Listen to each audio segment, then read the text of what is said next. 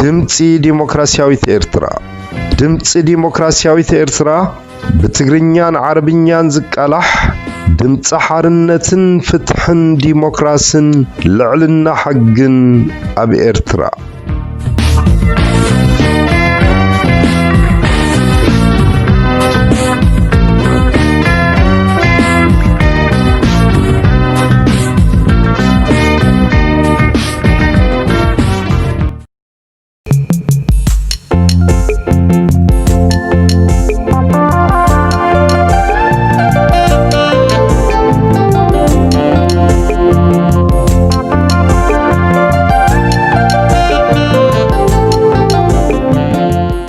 ድምፂ ዲሞክራሲያዊት ኤርትራ ክቡራት ተኸታተልቲ መደባት ድምፂ ዲሞክራሲያዊት ኤርትራ ከመይ ትቕንዩ?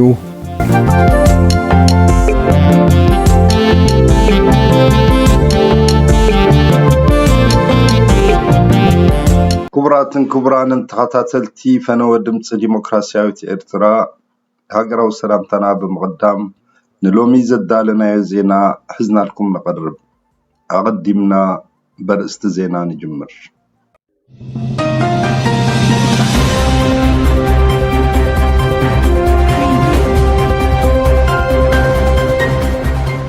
ተጋዳላይ ጃብር አሕመድ አባል ፈጻሚ አካል ግንባር ሃገራዊ ድሕነት ዝርከቦም ኤርትራውያን ተቃለስቲ ካብ ቤት ማእሰርቲ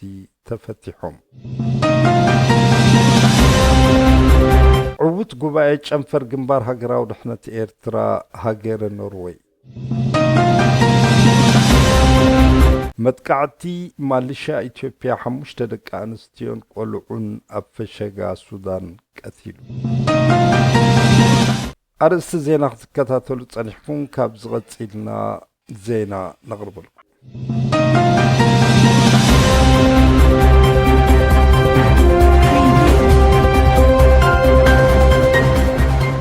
ተጋዳላይ ጃብር አሕመድ አባል ፈጻሚ አካል ግንባር ሃገራዊ ድሕነት ኤርትራ ዝርከቦም ኤርትራውያን ተቃለስቲ ካብ ማእሰርቲ ተፈቲሖም መንግስቲ ኢትዮጵያ ተጋዳላይ ጃብር አሕመድ አባል ፈጻሚ አካል ግንባር ሃገራዊ ድሕነት ኤርትራን ካልኦት ሰለስተ ኤርትራውያን ተቃለስትን ንኣስታት 2 ወርሒ ተዳጉኖም ድሕሪ ምጽናሕ ነፃ ከም ዝለቐቖም ሬድዮ ድምፂ ዲሞክራሲያዊት ኤርትራ ኣረጋጊጻ كم تذكر تقادالي جابر أحمدن بصوتون أبز حلف حدار 2020 دحر مأسارهم بيت فردي إثيوبيا بسوني على 10 حادث أري 2020 حادن كابتيز تمسرت اللهم كسينة أم قانون بمرقات نخلق وخمز بيني زبط حنا زينا الرقاقيتو بمسرت بين بيت فرد لما بقو نتا كمز تلقو تفليتو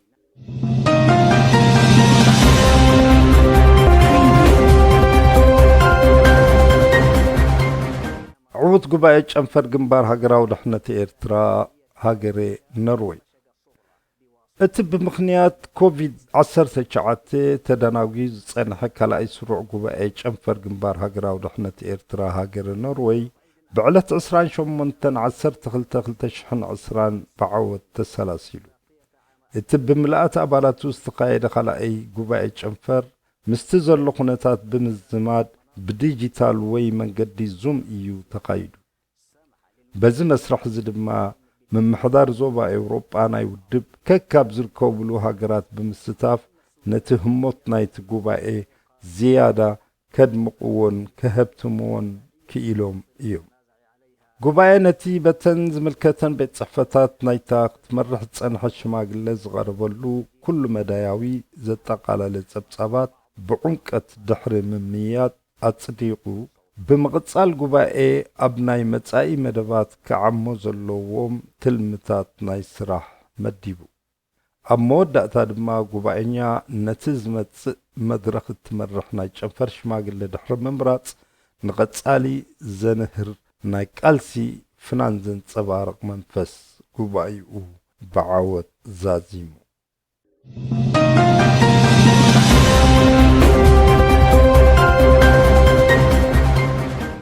መጥቃዕቲ ማልሽያ ኢትዮጵያ 5 ደቂ ኣንስትዮን ቆልዑን ኣብ ፈሸጋ ሱዳን ቀቲሉ ሱዳናዊ ጋዜጣ አልኢንቲባህ ዕለት 12 ዘለና ወርሒ ዘውፅአቶ ጽሑፍ ማልሻ ኢትዮጵያ ናብ ውሽጢ መሬት ሱዳን 5 ኪሎ ሜትር ብምእታው 5 ደቂ ኣንስትዮን ሓደ ቆልዓን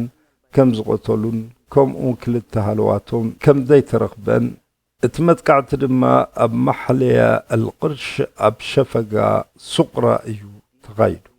እዚ ድማ ኣብ ልዕሊኦም ተሰቂሉ ብምጭማት ነቶም ኣብ ግዜ እትዋት ወፍሪ እኽሊ ምዕጻድ ዕፉን ዝካየዱ ዝነበሩ እዩ። ብኻልእ ወገን ድማ ናይ ዕለታዊ ምክሪ ቤት ተሓላፊ መራኸቢ ብዙሓን ሚድያ ካብቲ ዘብርሆ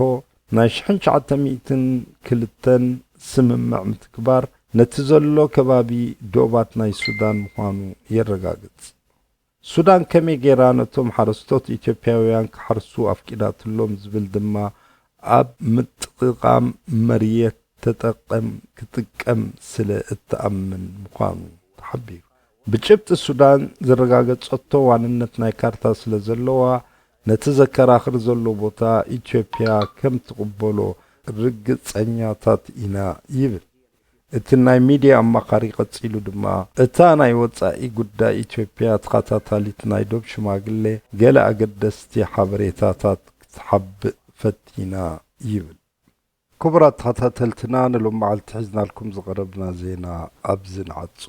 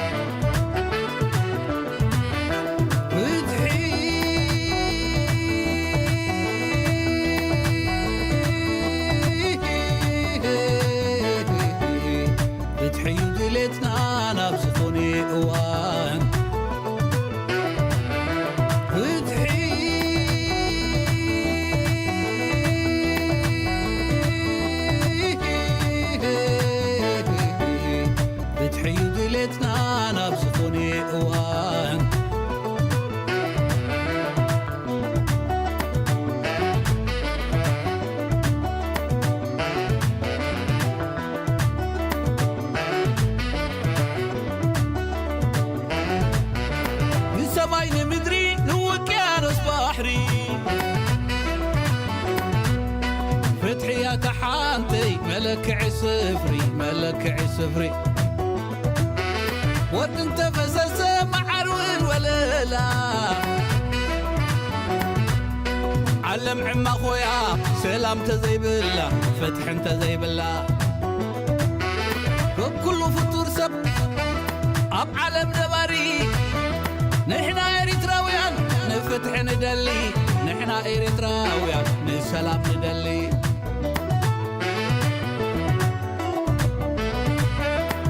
سلام زلمن سلام زمهلل مسقان عقمي يكونن كم فرح زقوصر كم فرح زقوصر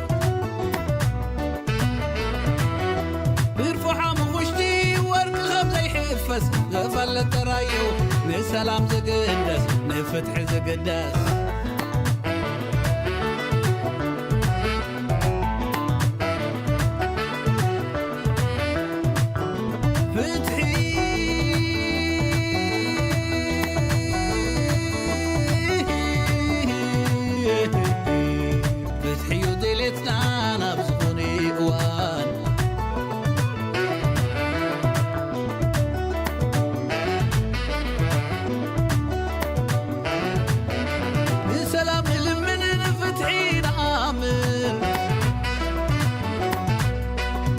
فايدة يبلون قسل اللفظ بانا نايت مال اللومن وركن تفسسي مع عروين ولا لا عالم عنا خويا سلام تزي بالله فتح انت زي بالله فتح انت زي بالله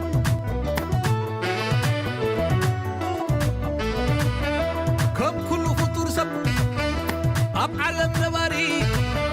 نحنا اريتراويان نفقر ندلي نحنا اريتراويان نفتح ندلي نسلام ندلي نفقر ندلي نفتح ندلي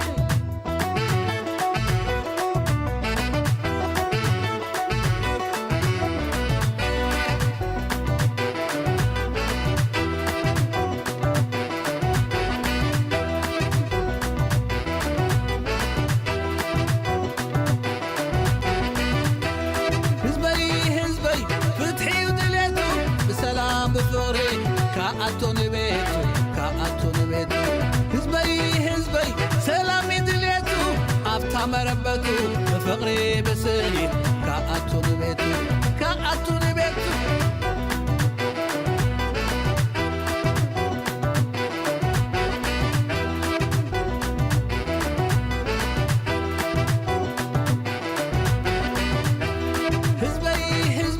كاب سدات كملس كأنتو نبيتو بحق نايدابا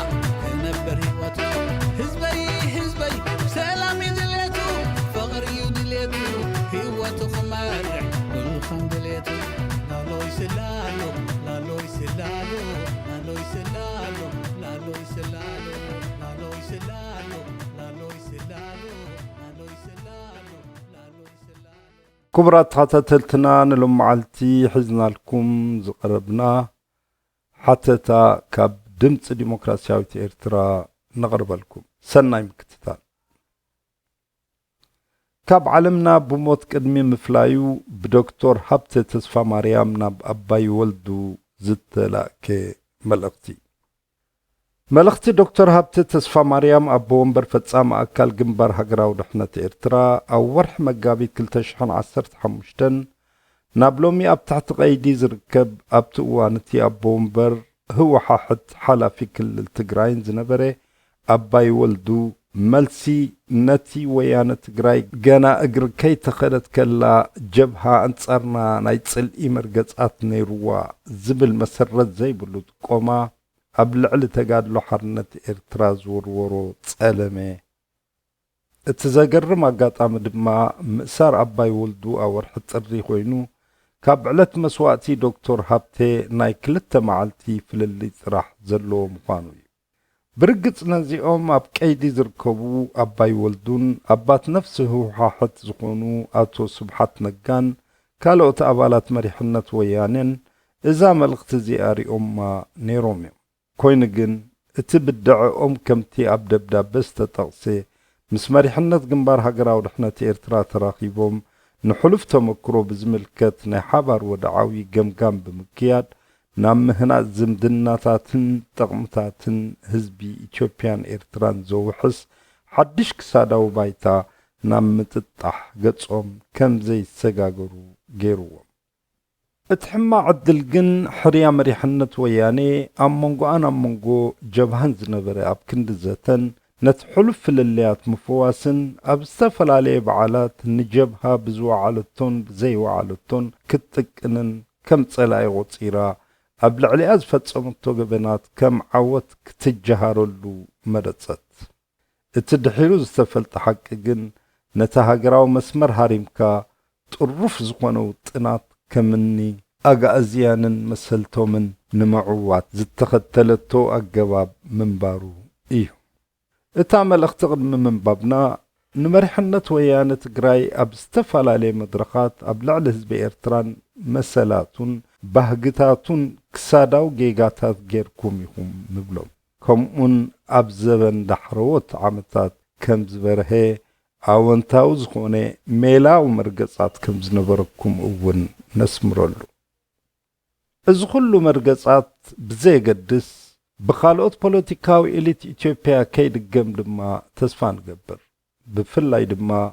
كاب قداماي منستر إثيوبيا دكتور أبي أحمد نسو دما مس علاماتات نايتيز توهبو زلع علي ناي سلام باللجا بزسامامع تنكولن بوليتيكاو تسلقن بمسعر نتي أب تاريخ جزاتي إثيوبيا عندات توارار السزمتي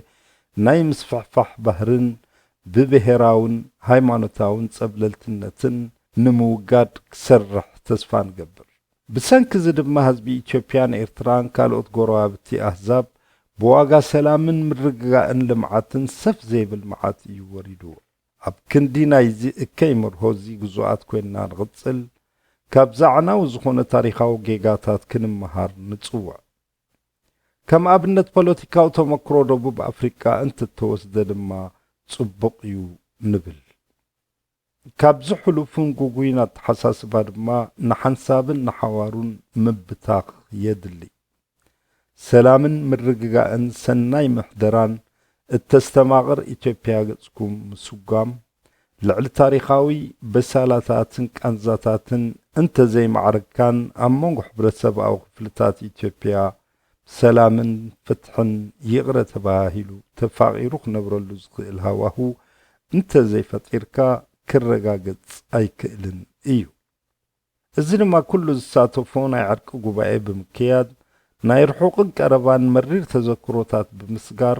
ንሰላምን ነጻነት ፍትሕን ሕድሕድ ምክብባርን ተሰማሚዕካ ብሓባር ምንባርን መሰረት ዝገበር ዓይነት ምሕደራ ዝሰረቱ ግዳማውን ውሽጣውን ፖሊሲታት ምሕንጻጽ ሓባራዊ ጥቕምን ሰናይ ጉርብትናን መሰረት ዝገበረ ናይ ወጻኢ ዝምድናታት ከኣኒ ምፍጣር። ክቡራት ተኸታተልቲ መደባትና ኣስዒብና ደብዳቤ ዶክተር ሃብተ ተስፋ ማርያም ናብ ኣባይ ወልዱ ኣብዚ እዋን እዚ ኣብ ማእሰርቲ ዝርከብ ኣቦ ወንበር ህወሓትን ሓላፊ ክልል ትግራይን ነበር ብሓደ መጋቢት 2015 ዝተጻሕፈት ነቕርበልኩም። ድምፂ ዲሞክራሲያዊ ናብ ክቡር ኣቶ ኣባይ ወልዱ ኣቦ ወንበር ህዝባዊ ወያነ ሓርነት ትግራይን ርእሰ መምሕዳር ብሔራዊ ክልላዊ መንግስቲ ትግራይ ድሕሪ ናይ ኣኽብሮት ሰላምታና ምቕዳም ጻማ ታሪኻዊ ተጋድሎኩም ምስ መላእ ህዝቢ ኢትዮጵያ ብክብ ዝበለ ደረጃ ክተማዕብልዎ ምብቃዕኩም ንህዝቢ ኢትዮጵያ ብሓፈሻ ንህዝቢ ትግራይ ድማ ብፍላይ ተኻፈልቲ ሓጎስኩም ምዃንና ብምግላጽን ይኾና ብምባልን ብልጽግናን ቀጻል ዕብየትን ምዕባልን ከተረጋግጹ ዘለና ዓብዪ ምንዮት ክንገልጽ ደስ ይብለና። ካብኡ ብምቕጻል እዚ ዝስዕብ መልእኽቲ ከነመሓላልፈልኩም ንፈቱ። ክቡር ኣቶ ኣባይ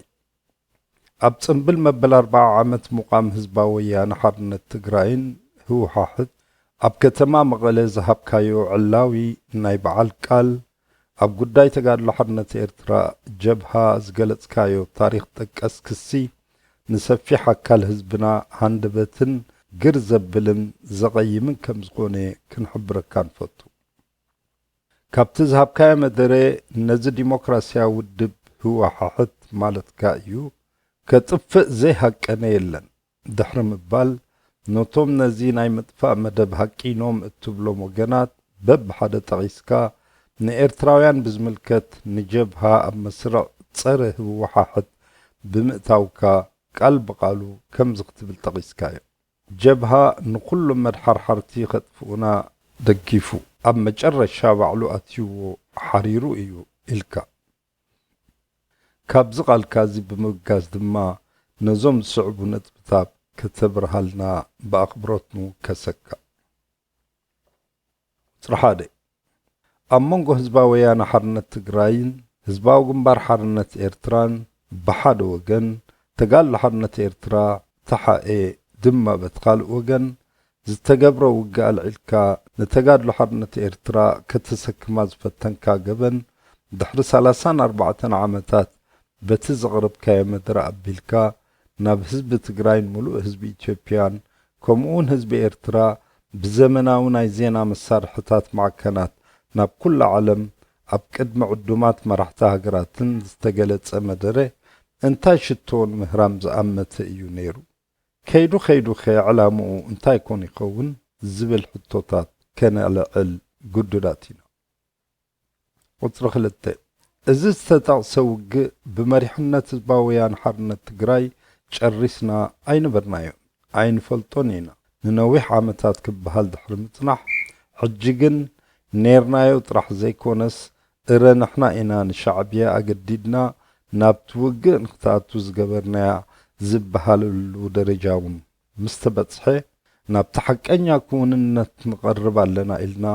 ተስፋ ኣብ ዝገበርናሉ እዋን በዚ ሕጂ ሰማዕናዮ ወድዓውነት ዘይሓለወን መሰረት ዘይብሉን ክሲ ንናይ ሰላምን ሕውነትን ክልቲኡ ኣህዛብና ዝፈታትንን ንምምዕባሉ ዘየተባብዕን ኣብ ርእሱ ምዃኑ ኣብ ምፍትታንን ጽልእን ገጹ ዘምራሕ ኮይኑ ረኺብናዮ። ምናልባት እውን በይኑ ዙማገ ዝረትዕ የብሉን ከም ዝበሃል ውድብ ተጋድሎ ሓርነት ኤርትራ የላን ዋና ተሓየ ዝኾነ ህዝቢ ኤርትራ ድማ ኣብዚ መድረኽ እዚ ቀንዲ ኣቓልብኡ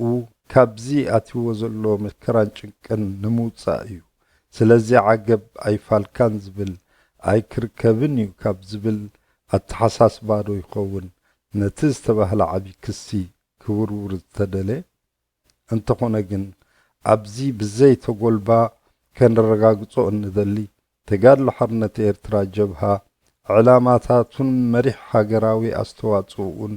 ኣብ ደምና ዝሰረጸ ስለ ዝኾነ ንሓቅነት ጀብሃ ንሕና ይኹን ወይ ዓቢ ክፋል ካብ ህዝብናን ዝከላኸለሉ ጉዳይ ብምዃኑ እዚ ተባሂሉ ዘሎ ጉዳይ ክእረም ዘለዎ ጉዳይ እዩ። ቁጥሪ 3 ክቡር ኣቶ ኣባይ ኣብ ልዕሊ ጀብሃ ዝወረደ ሓደጋ ውግእን ቅንጸላን ናቱ ሳዕቤንን ንህዝቢ ኤርትራ ክሳብ ክንደይ ዝኣክል ልቡ ከም ዘቕሰሎ ትስሕቶ ኣይመስለናን። ዓብዪ በሰላ ኣብ ልቡ ተሰኪሙ እንዳኸደ እንከሎ ድሕሪ ክንዲዚ ዝኣክል ነዊሕ ዓመታት ተመሊስካ መሰረት ዘይብሎም ብመብረ ዝኾነ ቃላትካ እንደገና ንበሰልኡ ክትወድእ ቅኑዕ ዶ ኮይኑ ይስምዓካ? እዝስ ሓዘንካ ኣይትረስዕ ህዝቢ ኤርትራ ማለት ዶ ኣየስምዕን? ቁፅሪ 4 ካብ ኩሉ ዘገርም ድማ ህዝቢ ኤርትራ ሎሚ ኣብ ከመይ ዝኣመሰለ ኣሰቃቂ ኩነታት ከም ዘሎ ልዕልቶም ካልኦት ብጾትካ ንስኻ ኣብ ከባቢኡ ስለ እትርከብ ኣጸቢቕካ ትፈልጦ ጉዳይ እዩ። ኣብ ክንድቲ ዝገለጽካዮ ቃላት ንህዝብና ከምቲ ዓብዪ መራሒ ስውእ ተጋዳላይ መለስ ዜናዊ ጠቕላይ ሚኒስተር ኢትዮጵያ ብቓልን ብግብርን ዝበሎን ዝሰርሓሉን ዝነበረ ንስኻውን እንትኾነ ንህዝቢ ኤርትራ ህዝባዊ ወያነ ሓርነት ትግራይ ኣብ ጎድንኻ ኣሎ። ኣጆኻ መልኪ ስዒርካ ዲሞክራሲ ክትከትል ኩሉ ዘድልሕ ውነታዊ ምትሕብባር ክንገብረልካ ኢና ክትብል እዩ ትጽቢትና ዝነበረ። ስውኡ መለስ ከምኡ ስለ ዝኾነ እዩ ኣብ ልዕሊ ሰፊሕ ደላይ ፍትሒ ህዝብና ፍሉይ ናይ ኣኽብሮት ቦታ ሒዙ ዝርከብን ከም ኣብነታዊ መራሒ ኣብ ዞናና ዕዙዝ ተፈላጥነት ዘለዎ። ክቡር ኣቶ ኣባይ ንሕና ከም ሃገራውያን ተቓለስቲ ትጽቢትና ንሱ ጥራሕ ዘይኮነስ ኢሳያስ ኣብ ኮረሻ ስልጣን ንኽውጣሕን ሃገር ምስ ኩሉ ትሕዝትኡ ንበይኑ ክብሕቶን ብኡ መሰረት ከዓ ኣብ ልዕሊ ህዝቢ ኤርትራ ዘይተኣደነ ኩሉ መዳያዊ ግፍዕን ጭቆናን ክፍጽም ዕድል ምርካቡ ውድብና ህዝባዊ ወያነ ሓርነት ትግራይ ብመሰረት እቲ ነዚ ጉጅለ እዚ ዘቕረቦ ሓገዝን ምትሕብባርን ህዝቢ ኤርትራ ሎሚ የቕሬታ ንሓተካ ክትብል ዓብዪ ክብረትን መጎስን መሕደረ ነይሩ። ዘረባኻ ናይ ብሓቂ ከምቲ ምስላ ኣቦታት ዝብሎ ንበዓል ነጎዳስ ሓዊ ደብስ ኮይኑ ከም ዝተሰማዓና ክንሓብኣልካ ኣይንፈቱን። 5 ካልእ ክንሓቶ እንደሊ እዚ ብጉዳይ ጀብሃ ኣመልኪትካ ዝገለጽካዮ ናትካ ናይ ውልቅኻ ርእይቶን ገምጋምን ድዩስ ወይስ ዕላው ርእይቶን ገምጋምን ናይ መሪሕነት ህዝባዊ ወያነ ሓርነት ትግራይ እዩ? ናይ ውልቅኻ ርእይቶም ዝኸውን ንህዝቢ ኤርትራ ብሓፈሻ ንኹሎም ኣብ ተጋድሎ ሓርነት ኤርትራ ጀብሃ ዝተቃለሱ ኤርትራውያን ድማ ብፍላይ ከም ሓደ ተቃላሳይ ባእታን ኣብ ምምራሕ ኣገዳስን ተቃላስን መርሕ ውድብ ህዝባዊ ወያነ ሓርነት ትግራይ እትርከብ ኣባኻ ህላኻ ክትእርም ልቢ ተቃላሳይ ርብና ከተርስርስን ጻውዒትና ነቕርበልካ። እንተዳ እቲ ዝቐረበ ሚዛን ገምጋም ናይ ውድብኩም ኮይኑ ሙሉእ ገምጋም ብዛዕባ እቲ ዝነበረ ዝምድና ክልቲኦም ውድባት ማለት ተጋድሎ ሓርነት ኤርትራን ህዝባዊ ወያነ ሓርነት ትግራይን ብሰፊሑ ክለኣኸልና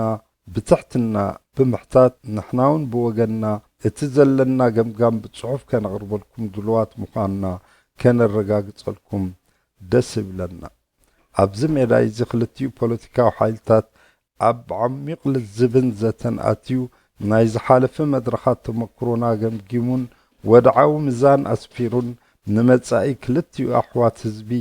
ድልዱል ሰረት ዘለዎ ኩሉ መዳያዊ ዝምድናታት ከንጽፍ ታሪኻዊ ሓላፍነትና ምዃኑ ፈጺምና ትዝንግዕዎ ኢኹም ዝብል እምነት የብልናን።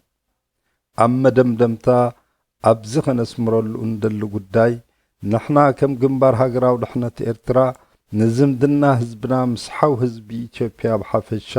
ምስ ህዝቢ ትግራይ ድማ ብፍላይ باستراتيجيكاو عيني كم انطمتون ናብ ዝለዓለ ደረጃ ንኽብርኽ ድማ ካባና ዝሕተት ጉዳያት ኣብ ሕሉፍ ታሪክ ከይተሸኸልና ናይ ሕጅን መጻእን ተስፉዕ ዕድል ኣሕዛብና ብምጥማት ክንሰርሓሉ ምዃንና ከነረጋግፅ ንፈቱ እቲ መትከላዊ መርገጽና እዚ ኮይኑ ንታሪኽና ብጌጋ ክመዝን ብዘይ መልክዑ ከቕርብን ምስ እንርኢ ግን ክንእርምን ንታሪኽና ክንከላኸልን ግዴታ ኣለና እዚ ክንብል ከለና ግን ብዘይ ንሓፍነት ኣብ መስርሕ ቃልስና ብወገንና ተፈጺሞም ክኾኑ ዝኽእሉ ጌጋታትን ጉድለታትን ብትብዓት ክንግምግምን ውፅኢቱ ድማ ንህዝብና ይኹን ንመሓዙትና ክንሕብርን ወትሩ ድልዋት ምዃንና ከነረጋግጸልካ ንፈቱ ምስ ሰናይ ትምኒ كبرات سمعتنا نلوم معلت حزنا لكم زغربنا مدب أبزي نعطو مسناي متساي مدباتنا كسابنا الرخب سلام كرني دمت ديمقراسياوي إرترا